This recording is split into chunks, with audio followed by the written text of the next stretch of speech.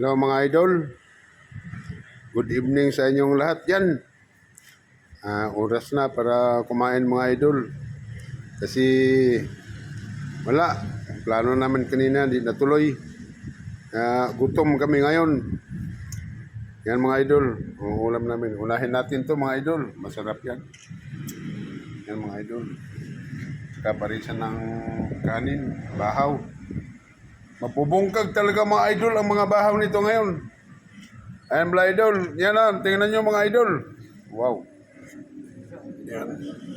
Yan mga idol. Oh. Yan ang ulam namin mga idol. Walang ano yan. Walang...